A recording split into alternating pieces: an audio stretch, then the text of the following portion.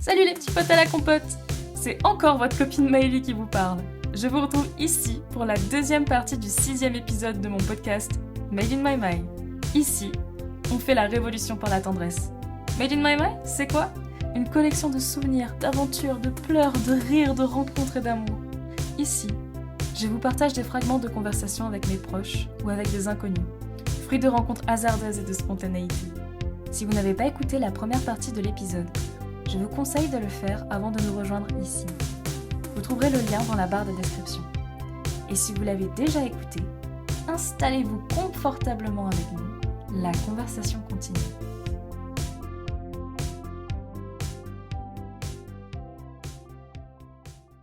Après avoir décidé que j'allais faire de la restauration de mobilier, je me suis dit, pour passer mon concours, en fait c'est un concours particulier. Donc comme j'ai dit tout à l'heure, il y a des épreuves écrites, mais aussi des épreuves pratiques. Donc il fallait que je fasse de l'ébénisterie, parce qu'il y a une épreuve de copie d'objets mobiliers.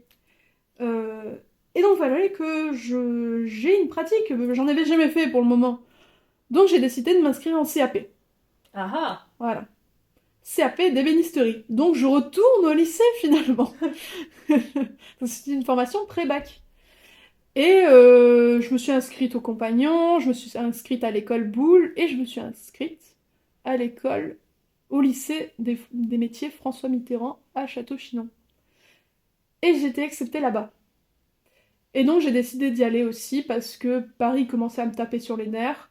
Avec le Covid, en plus c'était pas facile, j'avais besoin de changer d'air, de me mettre au vert, littéralement. Parce que Château-Chinon est paumé au milieu de la Bourgogne. Voilà, pour situer un peu, c'est entre Nevers et Dijon. Il y a plus de vaches que d'habitants. Voilà. Et donc j'ai débarqué un peu là-bas. C'était quand? C'était en 2021. Qu'est-ce que je fous là-bas? Qu'est-ce que je fous là-bas? Tu arrives, tu as 21 ou 22 ans du coup? J'ai 22. Ok. Ouais, j'ai 22 ans. Je débarque là-bas, j'ai 22 ans. Je connais personne encore, voilà, nouveau départ. Je débarque là-bas, qu'est-ce qui se passe? Je commence à faire mes trucs à l'atelier et puis ça me plaît quoi. Directement ça me plaît. Alors je suis fatiguée de ouf. Et là tu vois j'ai redécouvert la vraie fatigue. La fatigue physique. Celle où tu vas dans ton lit, tu dors, mais tu dors tellement bien parce que t'es fatiguée, Et qu'est-ce qui putain. te fatiguait? Ben, va rester debout pendant 8 heures d'affilée à ton atelier, à couper du bois et à piétiner sur place. Le, le travail manuel, le travail physique, ça, c'est vachement concret et ça te permet de te recentrer sur ton corps et sur ton être. Alors que les études intellectuelles où tu as le cul vissé sur une chaise et que tu rédiges des trucs, en fait, moi j'ai fait ça pendant toute ma scolarité jusqu'à aujourd'hui. Et ça te fatigue mentalement, mais ça te fatigue pas le corps. Et de se fatiguer le corps, ça donne une raison d'être un peu. Mais, et d'ailleurs, j'aimerais te demander, puisque toi tu en as l'expérience, tu te fatigues le corps, mais quand tu es dans ton atelier, est-ce que t'as pas l'impression de tendre vers une clarté d'esprit? Ah Est-ce que oui, c'est pas, du coup, ce métier manuel est pas comme un acte méditatif? complètement. Complètement. C'est quelque chose que j'envie beaucoup en ce moment, je pense à ce genre de pratique. Ça m'a calmée, hein. Ouais. Est-ce que tu peux en Ça m'a... nous En en fait, je parler? suis quelqu'un d'anxieux de Mhm. base. Je suis souvent dans ma tête. Tu vois, les études intellectuelles, ça te permet pas de te sortir de ta tête. Alors que là... Au contraire, tu alimentes la spirale. Non mais voilà, complètement. Alors, il y avait plusieurs choses. Il y avait le... Le fait déjà d'être à la campagne plutôt qu'à la ville, ça apaise. Clairement, hein, Paris c'est stressant, tout le monde le dit, c'est vrai. C'est une vérité, Paris est stressant. Et, euh, et en fait, voilà, de se, de se fatiguer le corps et de s'occuper les mains, ça permet de se sortir de la tête, enfin de sortir de sa tête un peu. C'est quoi tu penses quand tu es dans ton atelier, que tu travailles sur une pièce? Et ben, je pense déjà, alors déjà, il y a beaucoup de bruit autour de soi parce qu'il y a les machines et tout ça. Et puis on peut rigoler aussi avec les collègues à côté Je veux dire, c'est pas une salle de classe où tu dois faire tes exercices de maths sans discuter à côté. Là, tu papotes, tu dis ah, comment tu fais ça? Et surtout que à Château, il y a beaucoup de. Enfin, il y a de l'ébénisterie, mais il y a aussi des arts du bois avec de la marqueterie, du tournage, de la sculpture. T'as des luthiers, t'as différentes classes d'ébénisterie. Et tout ça est ouvert. Et on peut tous se voir les uns les autres. Et on peut aller se voir aussi. On peut partir de son établi, aller voir le collègue de la classe d'à côté, dire ah, tu fais quoi toi? Ah, c'est chouette. Ah, t'as fait ça? Ah, mais comment t'as fait? Ah, mais c'est vachement bien. Ah, bah tiens, je vais réutiliser cette technique pour faire mon truc. Et il y a une émulation, tu vois. Et quand je suis face à ma pièce de bois, je suis concentrée parce que l'ébénisterie, demande quand même beaucoup de précision. On travaille au millimètre près, même au demi-millimètre près. Et donc, est-ce que je suis bien droite avec ma scie? Est-ce que je suis bien placée, tu vois? Est-ce que quand tu coupes un morceau de bois, tu coupes pas juste un morceau de bois. Tu coupes un morceau de bois. Donc, tu te places correctement, tu alignes tes pieds, tu as le bon geste ta main, avec ton bras entier. C'est le corps entier qui fonctionne. Quand tu vas passer, c'est aussi dangereux parce que si tu vas dégauchir une pièce, dégauchir ça veut dire créer un plat pour avoir une face plate. Quand tu vas dégauchir une pièce, ou même tu vas couper une pièce à la scie circulaire, tu peux te trancher un doigt. Oui. Ok. Ouais. Tu peux finir à l'hosto. Donc tu fais gaffe en fait. Donc tu es concentré sur ce que tu fais.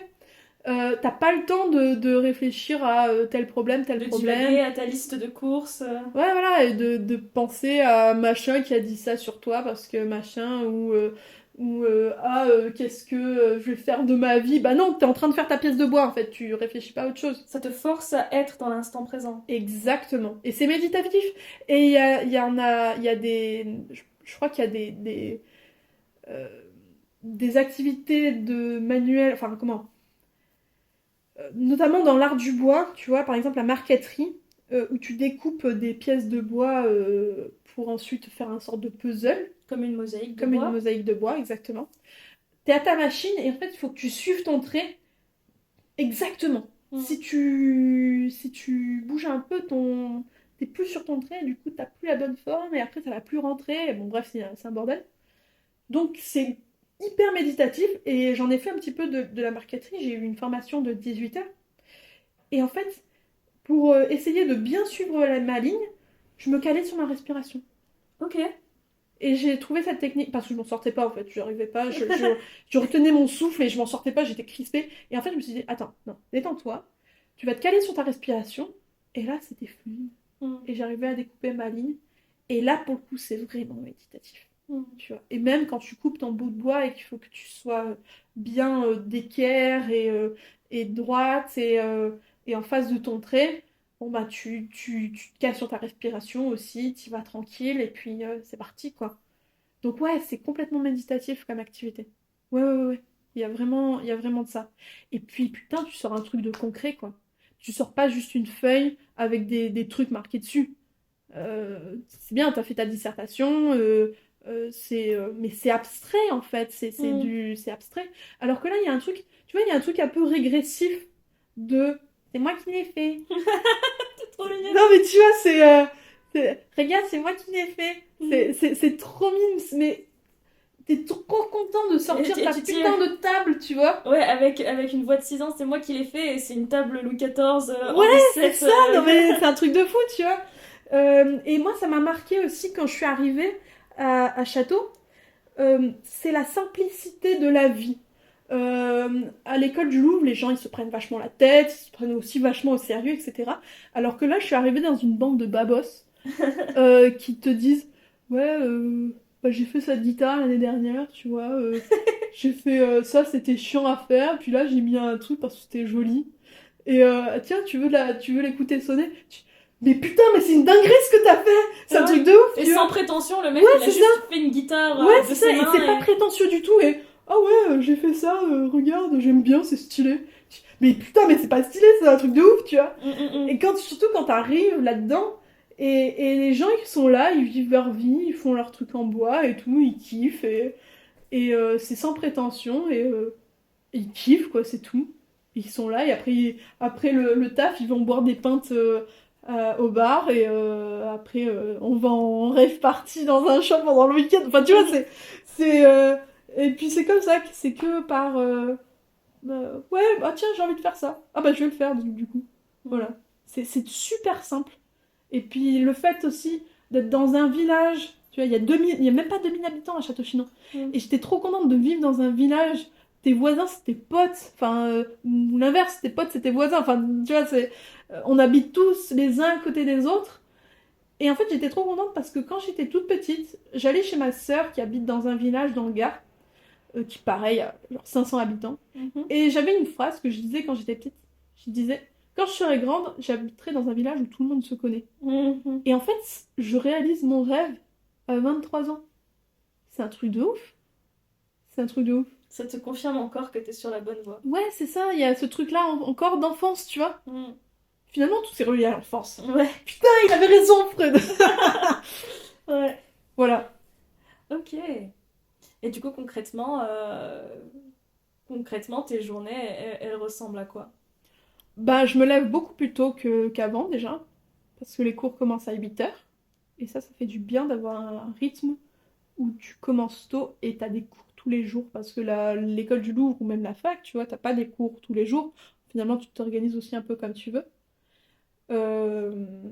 Donc, je me lève à 6h, je fais ma petite vie, ensuite je vais au lycée. Je vais à l'atelier, je continue à travailler sur les meubles que j'ai à faire. Ensuite, on a quelques cours aussi, alors des cours d'art appliqué, des cours de DAO, c'est dessin assisté par ordinateur. C'est la mise au plan en fait des meubles qu'on a à faire. On a des cours de techno pour connaître un peu la théorie de l'ébénisterie, tu vois, genre la théorie du bois, quelle colle utiliser à quel moment, des choses comme ça. Et j'ai appris énormément de choses en fait depuis que je suis là-bas. J'avais jamais appris autant de trucs que depuis ma première année à l'école du Louvre. Donc j'étais trop contente. Et c'est des choses qui changeaient de tout ce que j'avais appris avant. Donc ouais, j'ai l'impression d'avoir tellement appris en 2 ans. C'est une dinguerie. Donc tu fais un CAP. Ouais. Un CAP ébénisterie. Ouais. Après avoir fait tes 3 ans à l'école du Louvre. Voilà. Et donc tu te destines à un métier de restauratrice. Voilà. Conservatrice. Conservateur, restaurateur du patrimoine. En ébénisterie. En mobilier. En mobilier. Donc mes spécialités bois du coup. Spécialité mobilier. On appelle ça spécialité mobilier. En fait, ce qu'ils appellent spécialité mobilier, c'est voilà, tous les objets. La matière qu'on a le plus à restaurer, c'est du bois. Par exemple, forcément. Tu pourrais être habilité à restaurer, je sais pas, un divan en cuir. Alors non. Si ton divan est entièrement en cuir, non. Mais si t'as les pieds en bois et que... Alors voilà, ça dépend. Par exemple, en fait, souvent sur une commode, une table, t'as une pluralité de matières, une diversité de matières. Souvent, tes meubles, ils vont être en bois. Par exemple, prenons l'exemple d'une commode. Une commode qui serait en bois, mais qui aurait de la quincaillerie en bronze, par exemple. Oui. Ou des ajouts en bronze. Oui. S'il a des problèmes uniquement de structure, c'est moi qui travaille dessus. Ouais. Et si les bronzes sont aussi abîmés, je peux aussi travailler dessus. Pourquoi? Parce que le bronze, c'est un métal relativement simple à restaurer et je vais avoir des compétences sur cette matière-là. Enfin, je vais apprendre à restaurer les bronzes. Par exemple, s'ils sont un peu ternis, je vais pouvoir leur redonner de l'éclat, etc. Parce que je n'ai pas besoin non plus de compétences de fou pour restaurer du bronze. En revanche, si tu as un mobilier avec, je sais pas moi, par exemple, une table qui aurait un dessus, ou alors des inclusions de porcelaine. Et les inclusions de porcelaine, elles sont cassées. Bon, bah dans ce cas-là, je vais restaurer la partie en bois de la table ou de la commode ou du mobilier qui aurait des problèmes. Et je vais envoyer mes morceaux de porcelaine cassés à une restauratrice en céramique. Au restaurateur. Donc c'est un travail aussi C'est aussi un travail d'équipe. Ouais, voilà, d'accord. Tout à fait. Voilà. Mais c'est individuel à chaque objet. Tu vois, individuel aux problématiques de l'objet. Si tu as un objet avec telle ou telle problématique, tu vas peut-être faire appel à un restaurateur métal un restaurateur céramique, un restaurateur cuir, un restaurateur textile. Voilà, toi, ma spécialité de base, c'est le bois. Je peux un peu intervenir sur des questions de petits bronzes, des choses comme ça. Mais s'il y a des trop grosses problématiques dans un autre domaine, je vais le confier à un autre restaurateur. Mais du coup, ça a l'air d'être un domaine vachement niche quand même, non? C'est niche. C'est Oui, très c'est niche. niche. Et du coup, est-ce que ça va t'amener dans ta carrière à travailler avec un petit cercle professionnel? Alors, donc ce qu'il faut savoir, c'est que l'INP, donc l'Institut national du patrimoine, où je veux aller, je ne sais pas si on l'a précisé. Non, c'est la transition, on va passer à ça Voilà. après. Permet de travailler sur les œuvres des collections nationales. Parce que tu as une loi, la loi musée, qui est passée en 2002, je crois, ou en tout cas au début des années 2000, qui, avant, tous les artisans pouvaient répondre à des appels d'offres des musées nationaux pour restaurer des œuvres des musées nationaux. Maintenant, c'est plus le cas. Maintenant, il faut une habilitation. Et l'habilitation, elle est donnée par une école comme l'INP ou une école comme Tours. Mais toutes les écoles qui apprennent la restauration, par exemple l'école Boulle, il y a aussi, ils apprennent aussi à faire de la restauration. Eux, s'ils sortent de Boulle avec un diplôme de restauration de l'école de Boulle, ils peuvent pas travailler sur les collections nationales parce qu'ils n'ont pas l'habilitation. D'accord. Il y a certains vieux artisans aussi qui ont aujourd'hui 60 balais qui ont eu l'habilitation parce qu'ils ont passé par, parce qu'ils ont passé une sorte de VAE, enfin c'est pas un VAE mais validation des acquis de l'expérience. C'est pas vraiment ça, mais ils ont acquis l'habilitation en tout cas. Et donc du coup, ce qui fait que oui, forcément, t'as pas beaucoup d'écoles en France qui font de la restauration sur les collections nationales, donc il n'y a pas beaucoup de gens qui sont formés, mais en même temps, t'as pas non plus un marché immense, tu vois. Mais tu travailles avec les conservateurs, les institutions, avec d'autres restaurateurs que tu as pu croiser à l'école ou voilà. Mais oui, c'est un petit cercle. Oui, et tu peux travailler avec du privé aussi, des gens Oui, qui ont oui, des tout à collections fait. privées, qui ont Ah oui. hérité d'un patrimoine. Complètement. Le fait d'avoir ton habilitation, ça te permet aussi de travailler sur des collections privées, forcément. Et du coup, cette habilitation est ce qui explique pourquoi le concours que tu fais en ce moment est si difficile. Oui, bien sûr. Et du coup, nous allons passer à ce concours. Nous sommes aujourd'hui le vendredi 21 avril 2023. Oui. Peux-tu me parler de ce concours, comment il se déroule et peut-être aussi comment ça s'est passé l'année dernière? Voilà. Donc, j'ai passé mon CAP pour pouvoir passer mon concours, qui demandait une pratique manuelle certaine, vu qu'il y avait de la copie de mobilier à faire dans le concours. En fait, le concours se divise en deux parties. T'as l'écrit, t'as les épreuves écrites, avec des sciences, de l'histoire de l'art et du dessin. Et si tu es admissible, tu passes aux épreuves d'admission qui comprennent l'habileté manuelle et couleur, qui est une sorte d'épreuve un peu bizarre où tu dois dégager de la couleur, enfin des couches de couleur en escalier, et tu dois reproduire une palette de couleurs à l'aquarelle, enfin bon, bref, c'est un peu chiant. Une épreuve de 5 jours de copie d'un objet mobilier. Donc en fait, tu as 5 jours pour refaire à l'identique un mobilier, Voilà. un modèle. Un modèle qu'on t'aura donné. Alors souvent c'est une petite boîte ou un tréteau ou c'est pas moi, un presse-lettres, un truc comme ça. Plus un frisage. Un frisage c'est de la marqueterie en ligne droite. Et t'as un oral. D'accord. Dans un musée, sur une œuvre et sur ton parcours. Et rappelons-le, du coup, ce concours, tu le fais parce que c'est le seul qui te permet d'entrer à l'INP. Voilà. Et du coup, l'INP est la seule institution qui te permettra d'arriver au métier que tu veux faire. Exactement. C'est exactement ça. C'est la seule école en France, en tout cas pour le mobilier, parce qu'il y a aussi Paris 1, je crois, ou Paris 5, je sais plus, qui permet d'avoir cette habilitation, je veux dire, mais je crois que c'est que pour la peinture et la céramique. Enfin, il n'y a pas toutes les spécialités. Alors qu'à l'INP, il y a toutes les spécialités. Et dont le mobilier. Donc oui, c'est la seule école qui permet ça. Donc j'ai passé ce concours l'année dernière et je l'ai malheureusement raté, à pas grand-chose.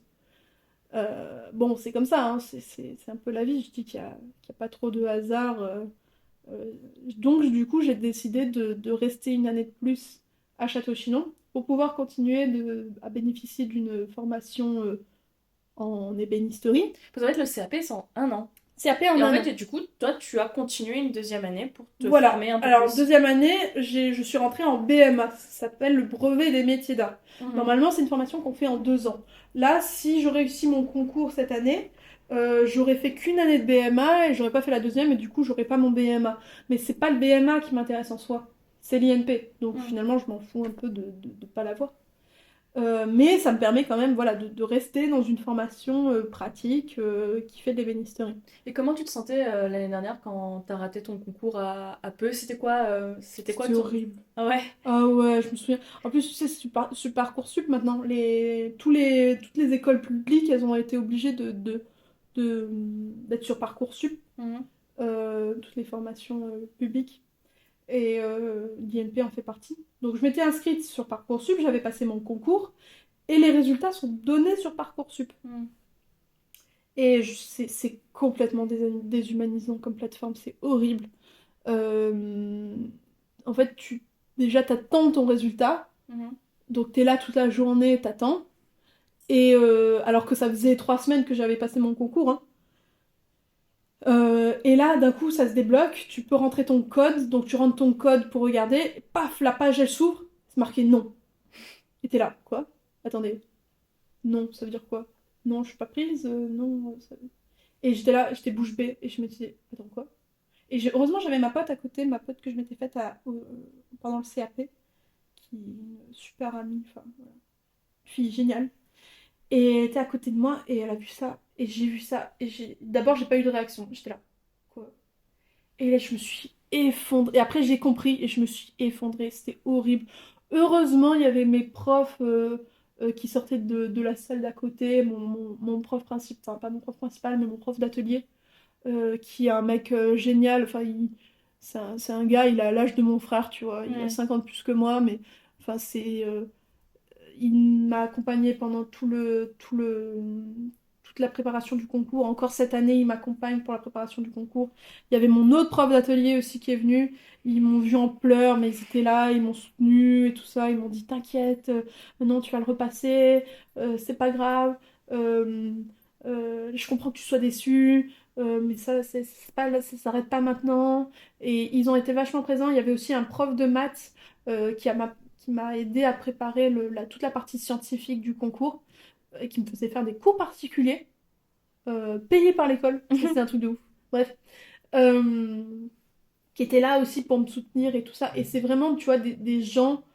euh, c'est des gens merveilleux qui m'ont accueilli à Château-Chinon alors que je connaissais personne et qui ont compris ce que je voulais, qui ont compris les enjeux de mon concours et qui m'ont accompagné, en tout cas sur ce sur quoi ils pouvaient m'accompagner, parce que par exemple l'histoire de l'art, ils pouvaient pas m'accompagner parce qu'ils n'avaient pas les compétences pour, mais le pratique et tout ça, ils m'ont aidé, et même mon prof d'atelier m'appelait pendant le concours, pendant les 5 jours de copie, il m'appelait ou alors il m'envoyait un message tous les soirs pour me dire alors comment ça va, alors, ça, tu t'en sors. Ok, si tu t'en sors pas, tu fais comme ça, comme ça, comme ça. Alors là, tu vois, tu fais comme ça. Et puis là, ça va aller. Et puis, tu fais comme ça. T'inquiète. Et vas-y à fond. Et du coup, j'ai suivi toutes ces consignes et je m'en suis sortie. J'ai eu une bonne note à l'épreuve de copie. Alors que ça faisait même pas un an que je faisais de l'ébénisterie. Mhm. Et qu'il y avait des choses que j'avais jamais faites pendant. Le surpassement. Voilà, c'est un truc de fou. Et ils m'ont donné beaucoup de force, tu vois. Donc ça a été très dur, surtout après quand j'ai su pourquoi j'avais pas été prise à cause d'une note éliminatoire à un point près. Sinon j'aurais pu être prise.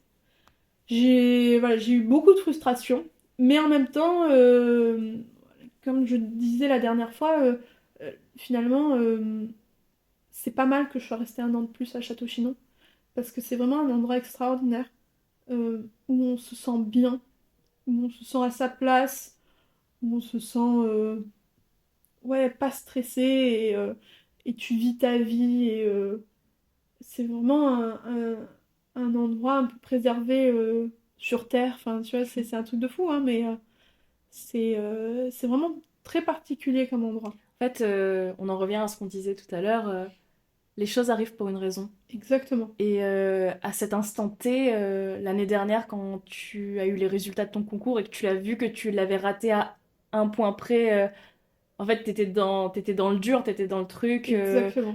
et il y a la colère, la Mhm. frustration qui monte. Complètement. Mais maintenant, en fait, avec du recul, tu vois que ben, Ça a été euh, positif. ça a été positif puisque ça t'a Complètement. permis de continuer et de refaire une année à Château-Chinon. En fait, Mm. t'aurais été un peu... En fait, du coup, t'aurais quitté très rapidement. Exactement. Ça aurait été vraiment un passage express. T'aurais Mhm. même pas fait un an à C'est ça. Château-Chinon. Et C'est là, ça ça. t'a permis de te reposer, peut-être de trouver un point d'ancrage. Oui, c'est ça. Et puis même, tu vois, concrètement, finalement, de continuer aussi à faire de l'ébénisterie avant de rentrer enfin, dans la fabrication, de faire de la fabrication pure avant de faire de la restauration, de Mm. m'améliorer en ébénisterie avant de faire vraiment de la restauration. Ça, c'est concret, tu vois, mais il y a ça aussi qui est important à prendre en compte. Et puis même, voilà, mentalement, de rester un an de plus, j'ai l'impression de... C'est bon.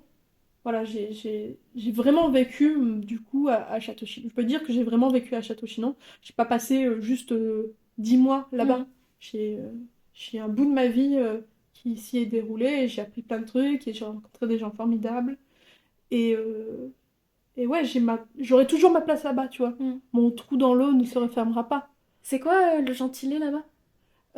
Château-Chinonnais, Donc tu as été château-chinonnaise. voilà, et Oh, Morvandel. oh, putain. Et Morvandel. Ouais, ouais, ouais, ouais. Donc, ouais, non, c'est pas. Et tous les gens qui sont passés par Château te le diront, c'est pas un endroit anodin, c'est un endroit qui marque. Et il y a une sorte d'élastique qui te ramène toujours là-bas. J'ai Même, tr- même les gens ouais, qui sont partis depuis très longtemps, depuis 10 ans, ils reviennent. Mm. J'ai très hâte de découvrir ton château avec tout Ouais. ce que tu me dis Ah, depuis tu vas kiffer, qu'on se c'est retrouve. fort, c'est obligé, tu vas kiffer. Mm. Ouais, tu vas. Puis t'es sensible à ce genre. Il y a. Enfin, c'est pas palpable, mais il y a une énergie, il y a une force là-bas Mm. euh, qui... qui retient les gens. Et toi qui es sensible, je pense que tu vas la sentir. Eh bien, ça sera l'épisode 2 parce que là, nous sommes en avril. Tu viens de passer ta première partie du concours. Ouais. Et d'ici un mois, je serai chez toi à Château-Chinon. Mhm. Et tu auras passé la deuxième partie, donc on pourra aussi continuer cette discussion. Tout Donc à j'ai fait. très très hâte. Et du coup là, sur quoi à quoi ressemblent les prochaines semaines pour toi? Alors là, je vais rentrer à Château-Chinon, parce que pour l'instant, je suis à Sifour avec toi. Là, je vais rentrer à Château, et puis dans une semaine... Ah, bien, en fait, c'est bientôt, hein. Dans une semaine et demie, ouais, c'est ça, dans une semaine et demie, j'ai la deuxième partie du concours qui va commencer. Et c'est dans cette fameuse deuxième partie où tu as eu l'épreuve éliminatoire. Voilà, c'est Donc là, c'est ça. la revanche. Exactement. Non, mais je me sens plus prête là maintenant. Mhm. J'y vais plus en confiance, j'y vais plus sereine, ouais, plus confiante. Et ça change beaucoup de choses. Du coup, toi, qu'est-ce que tu dirais à des personnes qui écoutent le podcast et qui vivent, par exemple, ce que toi tu as vécu l'année dernière, un échec, enfin un échec, est-ce qu'on appellerait ça un échec? Il n'y a jamais Mais d'échec. voilà, qui Non. peut-être qui essuient peut-être pas ce qu'ils avaient espéré. Du coup, quel conseil tu peux donner à des personnes qui peut-être viennent, qui ont essayé de passer un concours et qui ne l'ont pas eu du premier coup Mais alors, déjà, il n'y a pas d'échec dans la vie, il n'y a que des essais, il n'y a que des tentatives avec une leçon à retenir. Et bon, ça c'est un peu personnel, mais il faut faire confiance en la vie. Hmm. Comme, voilà, comme tu disais tout à l'heure, les choses, moi je crois pas au hasard, les choses viennent pour une raison. Les choses arrivent pour une raison. Et si tu comprends pas aujourd'hui pourquoi ça arrive, c'est normal. Déjà, c'est normal. C'est normal si tu comprends pas sur le coup pourquoi ça t'arrive. T'as l'impression que le monde est contre, que l'univers est contre toi. Mais en fait, tu vas comprendre plus tard pourquoi c'est arrivé et tu vas en tirer une leçon. Et ça aura beau être, avoir été dur, euh, bah, finalement les vraies leçons de vie, tu les apprends en tapant dans le dur, quoi. Et ouais, faut pas s'inquiéter. Ça sert à rien de s'inquiéter. La peur n'évite pas le danger, comme dirait mon prof. Ah, c'est beau. Ouais, La peur n'évite pas le danger. ouais, Hmm. peur n'évite pas le danger. Ça sert à rien d'avoir peur. Et moi, j'ai quelques dernières questions. Euh, Est-ce que peut-être que peut-être que ça reprend toute la conversation qu'on a eue, mais toi, du coup, c'est quoi qui te passionne maintenant dans ce que tu fais? Qu'est-ce qui me passionne dans ce que je fais? Hmm.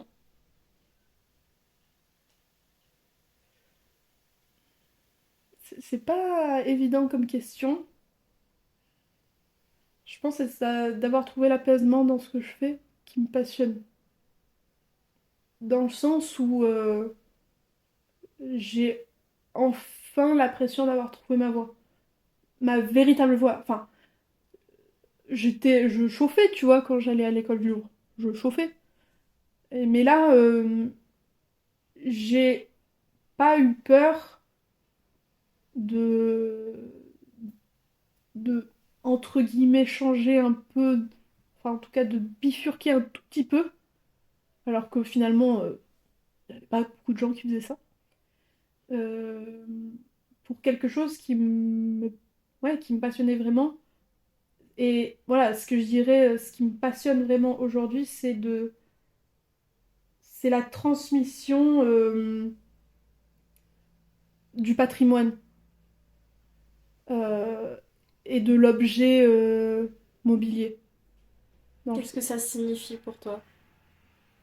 c'est de rendre hommage aux vies qu'il y a pu y avoir, euh, enfin, aux vies qui ont utilisé les objets mobiliers que je vais restaurer.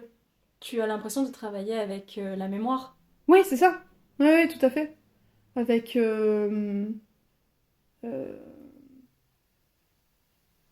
euh, comment dire? Comment ça résonne dans ta sensibilité aujourd'hui dans ta vie? C'est c'est concret.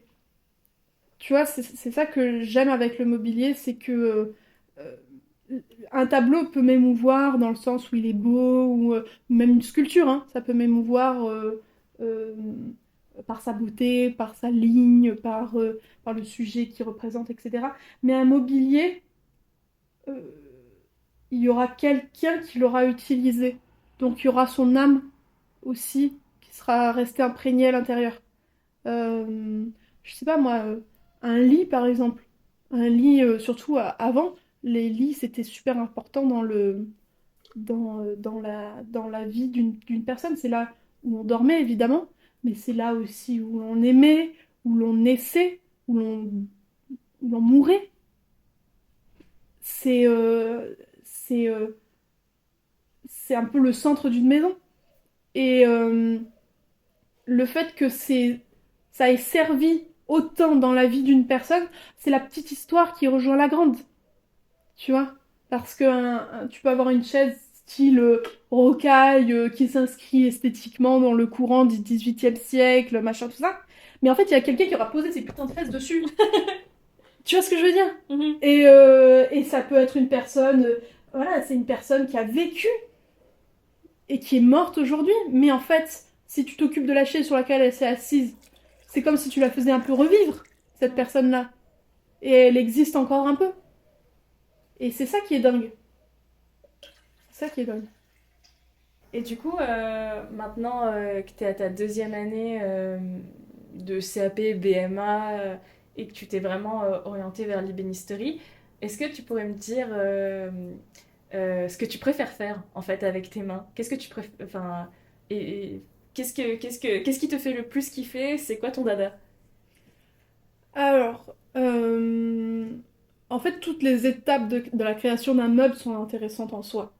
Ça va être donc On fait tout, hein. On part du débit d'une planche brute jusqu'à la finition, au vernissage d'un meuble, en passant par l'assemblage, choses comme ça.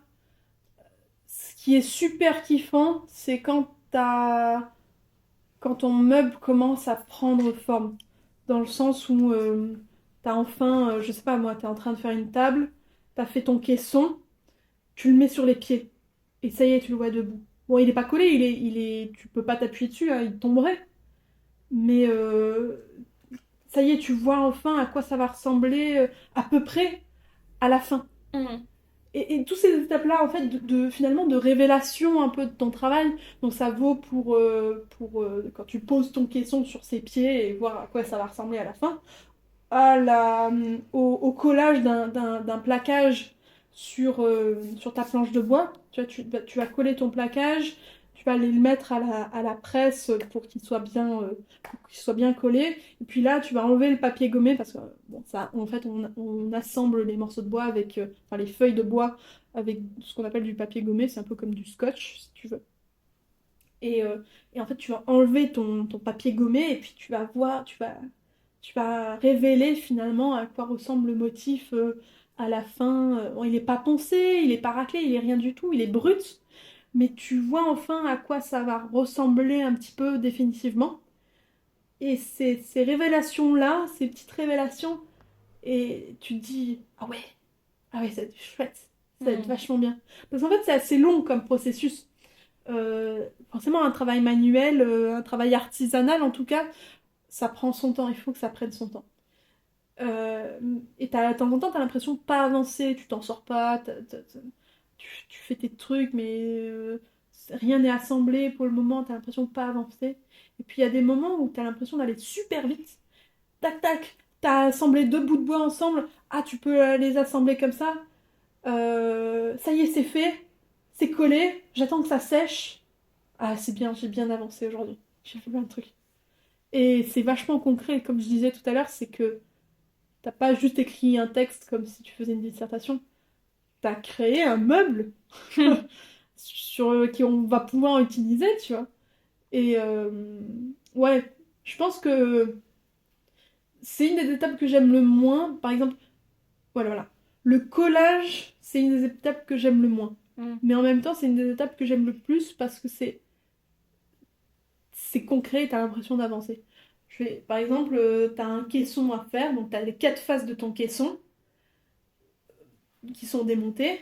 Et puis là, tu vas les monter, tu vas les coller, tu vas les assembler, tu vas mettre des serre-joints. Et ça y est, c'est monté. Et tu vois enfin à peu près à quoi ça ressemble. Mais c'est super stressant en même temps, parce Mhm. qu'il faut que ton équerrage soit bien fait, il faut que ça soit droit, il faut pas que ça soit penché, faut pas que ça soit voilé, il faut que ça soit bien, voilà, avec des angles droits, etc. Donc c'est très stressant comme étape, mais en même temps c'est la plus kiffante, je dirais. Ok. C'est la plus kiffante. C'est drôle, du coup, tu me parles, quand je te demandais ton dada, ce que tu préfères faire, tu me parles en étapes. Et moi, dans ma tête, je me demandais si tu allais me dire, ah ben moi j'adore faire des chaises, moi j'adore faire des boîtes à bijoux. Moi, je pensais vraiment en termes de mobilier. Mais du coup, en Mm. fait, toi, t'as pas un meuble préféré que tu aimes réaliser. C'est vraiment, Ouais, t'aimes tout réaliser et du coup, tu réfléchis plutôt en étapes de réalisation. ouais, parce que concrètement, tu travailles en étapes, tu travailles pas en meuble, tu Ok. travailles en étapes, tu travailles sur un meuble par étape. Et en fait, finalement, tous les meubles, quand tu commences à étudier un peu le truc, tous les meubles se ressemblent. À chaque meuble, tu dois faire des assemblages. Alors, il y a des assemblages différents, hein. T'as des assemblages à tenon et mortaise, t'as des assemblages à queue d'aronde. Je connais pas ces Oui, mots. non, mais voilà, on connaît pas ces mots, mais c'est forcément assemblé d'une façon ou d'une autre. T'apprends les 4-5 assemblages qui existent, Mhm. t'apprends à les faire, et après tu les refais dans chaque meuble que tu fais, en fait. Ce qui va changer plus concrètement, c'est l'essence que tu vas utiliser, enfin le bois que tu vas utiliser. Euh, Souvent le frisage, ça change. Enfin, si tu fais un frisage, en tout cas, ton frisage, il va changer d'un meuble à l'autre. Par exemple, tu vas décider de faire, je sais pas moi, juste une petite ligne fine dans un bois différent, ou alors un motif un peu plus complexe avec des carrés dans tous les sens, ou des choses comme ça.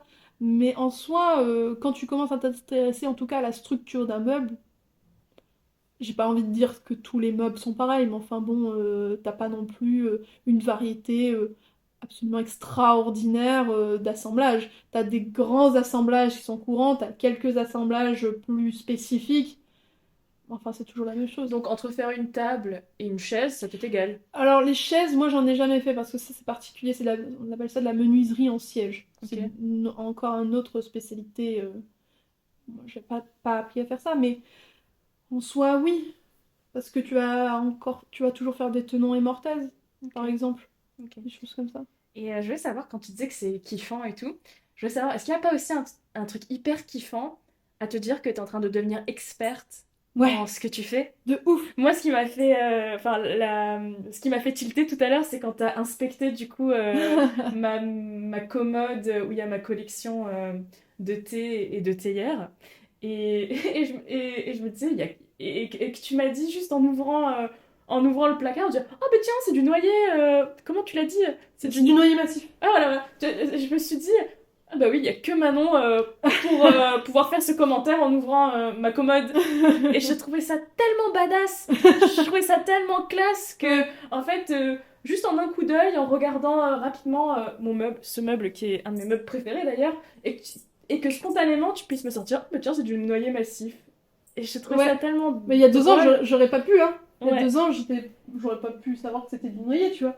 Mais oui, en fait, pendant 3 ans à l'école du Louvre, j'ai appris l'histoire de l'art et là, j'apprends un métier. Hmm.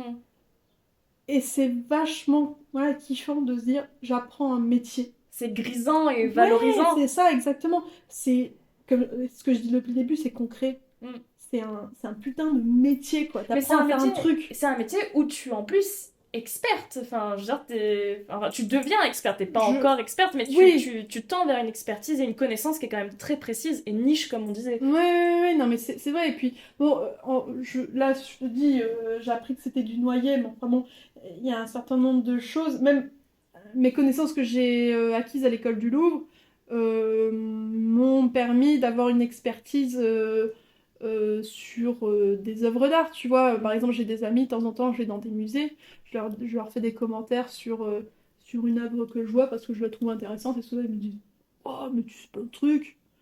Et en fait, je me rends pas compte que je sais plein de trucs parce que ça m'intéresse en soi et que maintenant ça fait partie de moi. Mais c'est vrai que, en fait, non, j'allais dire que j'ai de la chance, mais non, c'est du travail, tu vois. Mm. C'est vraiment du travail. Quand j'avais 18 ans, je savais pas tout ça. Donc ça, je l'ai acquis. Mais oui, je commence à arriver à un stade.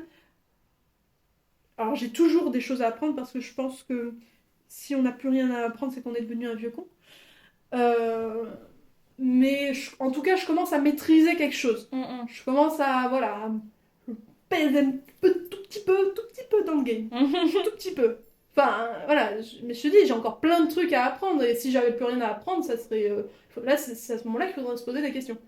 Mais oui, c'est grisant de se dire, ok, je suis arrivée à un stade dans ma vie où je peux dire que je maîtrise à peu près. Mm. Voilà. Je deviens, entre guillemets, indépendante dans ma connaissance d'un truc. Je dépends pas de quelqu'un qui sait mieux que moi. Mm. Forcément, j'aurai toujours des choses à apprendre, comme je le dis. Mais je peux me débrouiller seule. Et ça, c'est hyper valorisant. Exactement. Et c'est en cela que je trouvais que j'avais très envie de faire cet épisode avec toi, outre le fait qu'on soit amis. C'est ce que je disais un petit peu en filigrane tout à l'heure, c'est que moi j'ai énorme, c'est moi qui vais me mettre à pleurer. J'ai énormément d'admiration pour toi et d'affection, cette affection que j'ai toujours eue pour toi parce que quand on se connaissait au collège, moi je comprenais pas en fait. Euh, Moi j'avais l'impression, je te connaissais et moi j'entendais les choses parce que de toute façon les gens ne se cachaient pas, comme tu as dit, les garçons ils disaient les choses Ouais.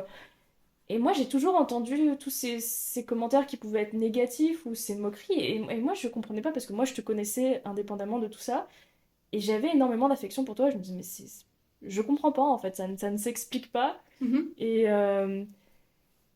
je trouvais ça injuste et sans que moi ça entache la vision que j'avais de toi, ça Ouais. changeait pas du tout l'affection que j'avais pour toi. Et c'est en ça où je suis hyper admirative et hyper heureuse, moi maintenant, de voir l'évolution que t'as connue et me dire, mais putain, mais c'est la putain de revanche sur la vie parce que maintenant, elle a 24 ans, maintenant, elle est hyper badass en fait. Toutes les personnes qui ont pu oser être, je sais pas, porter un jugement sur toi alors qu'ils ne te connaissaient même pas, Mhm. ben j'aimerais bien les voir aujourd'hui. Ouais. Qui ils sont, comment ils sont, ce qu'ils sont devenus. Et j'aimerais bien qu'ils voient la personne que toi tu es, Ouais. experte et qui a bossé et qui en est là dans sa vie. C'est trop gentil. Ouais. C'est trop mignon. Et on s'approche de la fin du podcast et du coup on se rapproche des questions signature aussi. Mais avant cela, je pense qu'on va terminer ton portrait sur ça. Qu'est-ce que tu conseillerais du coup aux personnes qui se reconnaissent dans ton parcours d'études ou dans ton cheminement de... Peut-être les personnes qui se reconnaissent dans leur intérêt pour l'art, pour les beaux-arts, Mhm. pour l'histoire de l'art, pour ensuite les doutes par rapport à passer à un métier manuel. Qu'est-ce que tu conseillerais aux personnes qui peut-être oui, trouvent des similarités avec le récit que tu viens de nous partager, avec ton témoignage? Qu'est-ce que je leur conseillerais? Je leur conseillerais de se faire confiance, parce que moi, peut-être que je me suis pas assez fait confiance à certains moments, Mhm. de croire en la vie, d'écouter son instinct aussi, et de bosser, parce qu'on n'a rien sans rien. On n'a rien sans rien. Et de pas... d'écouter ce que les autres ont à dire, ceux qui ont plus d'expérience ont à dire, mais de pas trop les écouter non plus, notamment les gens qui auraient plus d'autorité par rapport à soi. Je pense notamment aux profs ou parfois à ses parents aussi, qui disent ah mais c'est pas fait pour toi. Parce que si on le veut vraiment, mais du plus profond de son cœur en tout cas, ça c'est important. On va y arriver. Ça va pas être facile, ça va pas être facile, hein. On va, on va en chier, mais si on veut vraiment quelque chose, il faut s'en donner les moyens. Mais quand je dis s'en donner les moyens, c'est de vraiment bosser pour y arriver, Et d'y croire. d'y croire, et parfois de sacrifier certaines choses pour, pour son rêve. Concrètement, c'est-à-dire. Bah, parfois, malheureusement, de s'éloigner aussi des gens qui croient pas en nous. Ça, c'est intéressant. Ouais. Parce qu'il y a des gens hein, qui. On a l'impression qu'ils veulent notre bien, mais au final, ils nous tirent vers le bas. Et c'est pas facile aussi de prendre la décision de s'éloigner de ces personnes qui peuvent être toxiques pour nous. Alors, bon, maintenant, malheureusement, on a aussi beaucoup tendance à dire que les personnes peuvent être toxiques. C'est un peu la mode, hein, Oui, c'est un peu le mot fourre-tout. voilà. Mais en tout cas, si on se sent, si on se sent nul dans une relation, c'est que c'est peut-être pas la bonne. Et de savoir reconnaître ça aussi, c'est important. De se faire confiance. De se faire confiance. Et on revient du coup sur... j'ai l'impression que ça fait une boucle, mais au tout début du podcast, de l'épisode, quand on parlait du coup de ton rapport au collège, Ouais, tu disais, t'écoutais pas trop ce que les autres disaient, ouais, parce que tu bossais pour toi, et ouais, c'est ce que tes parents te disaient, bosse pour toi. ouais. Et là tu l'as dit, en fait, juste bosse. Et donc on a cette petite boucle où... Moi, je suis un peu à l'ancienne, hein, mais je crois au travail. hmm. J'y crois vraiment au travail. C'est peut-être un peu traditionnaliste de dire ça, mais Moi, je crois beaucoup au travail, mais je le nuance avec le contexte. oui, bien sûr. Ouais. Non, mais C'est évidemment. que si tu as le contexte qui te permet de travailler, Bien sûr, il faut tu... aussi un bon contexte de Ouais. travail et ça, c'est vachement important et tout le monde n'a pas la chance d'être dans un bon contexte de travail, malheureusement aujourd'hui. Ouais. Parce qu'en fait, il y a des personnes qui ont les capacités de fournir ce travail qu'il faut, Ouais. mais qui en fait Mais des fois qui- la vie en fait empêche Bien sûr, qu'ils puissent réaliser ça. bien sûr. Mais je suis complètement d'accord avec toi. Pour moi, c'est travail et contexte. Tout à fait. Eh bien, merci. Je pense qu'on a fini ton portrait Merci beaucoup. sur ces enseignements. Et nous passons désormais aux questions signatures du podcast. Mhm. Euh, J'aimerais te demander euh, quand est-ce que tu te sens le plus vivante?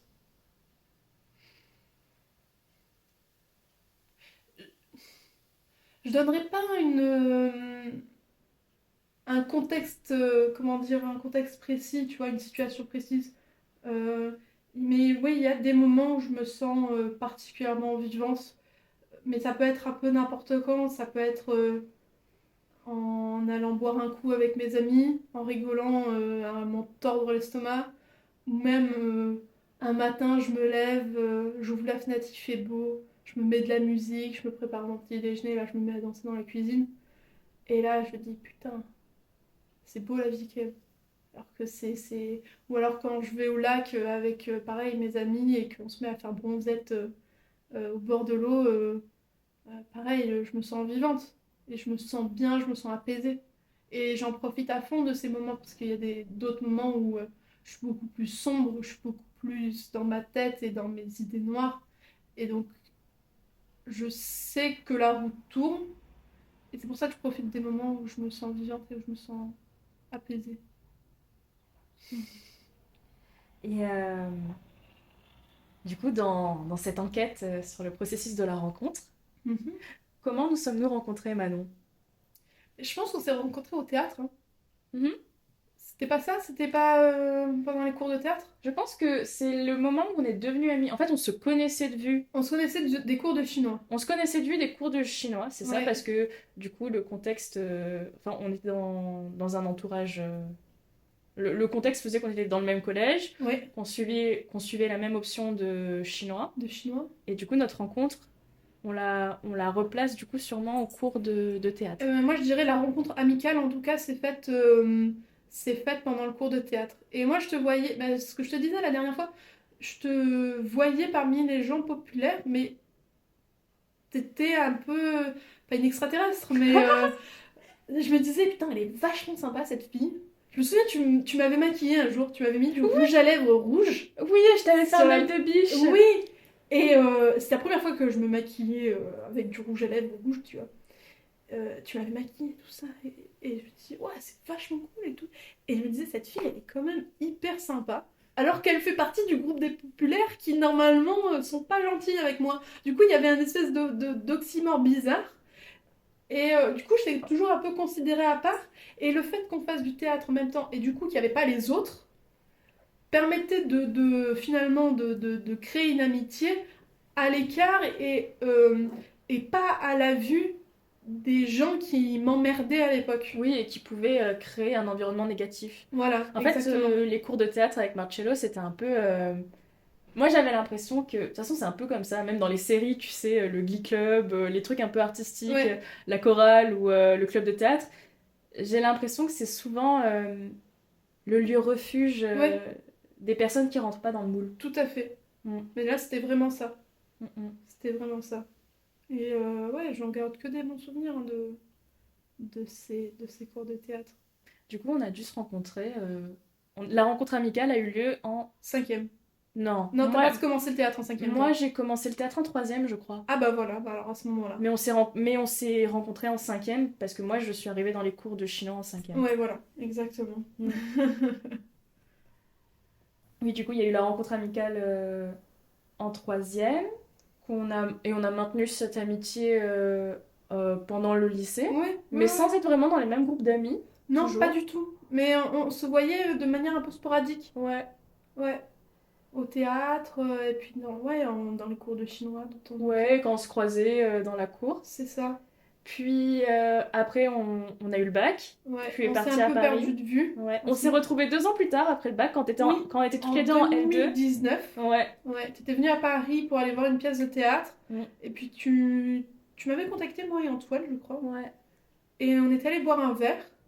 Et j'étais vachement contente parce que t'étais la seule personne, à part mes amis du lycée, enfin mon groupe d'amis, tu vois, que je connaissais depuis le lycée, euh, avec qui je reparlais au final depuis cette époque-là. Et je me suis dit, oh, c'est marrant quand même. Tout ça, je me suis dit, qu'est-ce qu'elle va penser de moi aussi? Parce que j'avais déjà beaucoup changé à ce moment-là. Moi, j'avais trouvé que t'étais trop classe.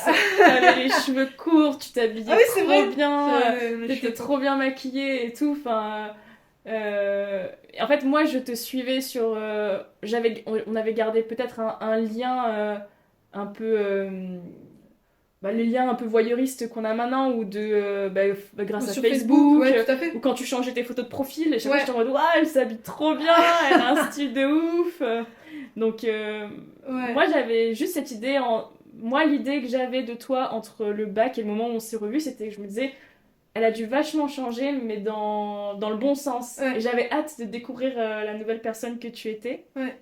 Puis après, en fait, on s'est croisés en 2019, peut-être 2 fois sur Paris.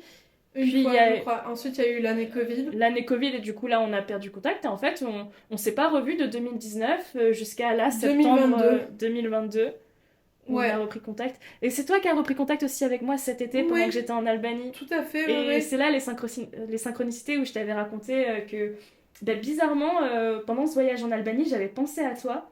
Et parce qu'on avait beaucoup de trajets, donc on était souvent dans des lignes sinueuses, dans les montagnes. Et je sais pas, moi, ça emmène à l'introspection et les trucs flottaient. Et je me disais, putain, je me demande ce qu'est devenu Manon. On s'est pas revu depuis ce café à Belleville en 2019.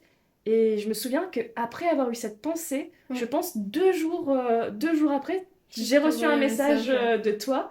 Et je me suis dit, mais c'est quand même dingue que là je sois paumée en Albanie et que j'ai pensé à cette fille et que 2 jours plus tard elle m'écrive pour me demander de mes nouvelles. Je t'avais pas répondu à ce moment-là parce que j'étais dans le voyage, mais ça m'avait fait du bien. Et c'est après, du coup, quand je suis revenue de l'Albanie en août, que j'ai repris contact avec toi et qu'après je t'ai réécrit en septembre. Et moi je croyais que tu habitais toujours Paris parce qu'on s'était pas contacté depuis. Et ce qui fait que moi j'allais à Paris et j'étais sûre de t'y trouver. Et en fait, le hasard encore a fait que non, tu n'habitais plus à Paris, mais le seul week-end où j'étais à Paris, c'était le week-end où toi tu devais être là. Exactement. C'était assez rigolo. Et c'était vachement chouette quand on s'est retrouvés. On a traversé tout Paris à pied. On a parlé de plein de trucs, du lycée, de nos vies d'avant, de comment on a évolué, et tout ça. Toutes les deux, des passions qui nous animaient toutes les deux. Et j'étais vachement contente de te retrouver. J'avais l'impression de retrouver une amie, de me faire une amie en même temps. Je savais pas trop en fait. Parce que j'avais l'impression d'enfin pouvoir exprimer mon amitié que j'avais envers toi et que je réfrénais un petit peu parce que je savais pas sur quel pied danser quand j'étais au lycée, amicalement parlant. Et je suis vachement contente d'avoir une amie comme toi qui vient depuis le collège, quoi, en fait. Je crois qu'en fait, ça nous a permis de concrétiser l'affection et le respect qu'on avait l'une pour l'autre. Complètement, ouais. Et je me souviens de ce jour-là à Paris.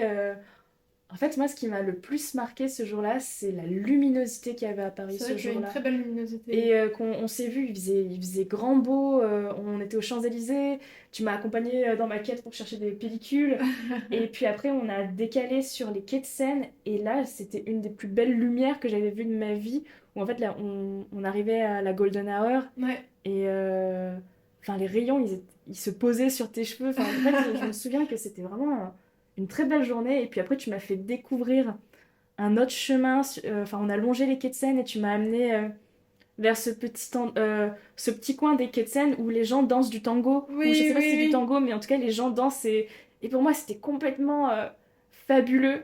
J'avais l'impression de vivre une petite aventure où on est dans notre vie mondaine, on marche le long des quais de Seine et puis d'un coup il y a ce truc hyper poétique qui arrive où tu vois ces gens danser avec la musique. Et puis tu m'as aidé après parce que moi je ne me situe pas dans Paris et on a traversé, on est passé par le jardin des plantes pour que tu m'emmènes rejoindre notre amie. Tu m'as escortée. Puis après toi t'es allé voir ton frère. Et donc ça c'était septembre 2022. On s'est revus en décembre quand t'es venu pour les fêtes. En fait on s'est pas vu tant de fois, on s'est vu là en septembre, en décembre, en février. Et là. Et maintenant, en fait, on arrive à se voir tous les 2 mois maintenant. Bah, c'est pas mal, hein. C'est plutôt pas mal. Ouais, j'aime bien ce rythme. Voilà. Bon, en tout cas, merci beaucoup Manon pour ton temps Merci beaucoup à toi. et pour ton témoignage. Merci.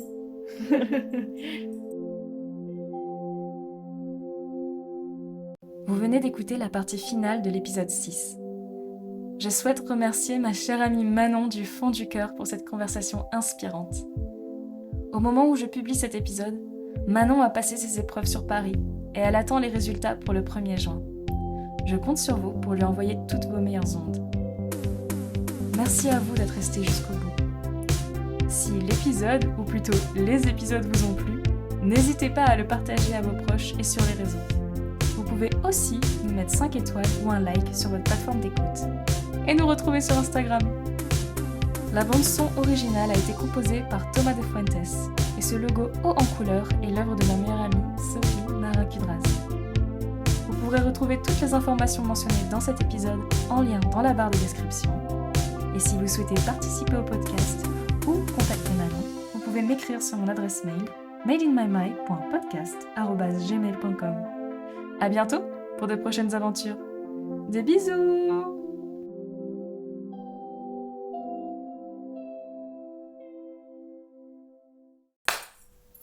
Et après, du coup, je voulais juste savoir, et du coup, qu'est-ce que t'en as pensé du coup de l'exercice du podcast? Ben, c'est un peu bizarre au début de dire qu'on est enregistré, puis au final on se détend, et puis ça va mieux, et puis on discute avec sa pote, quoi.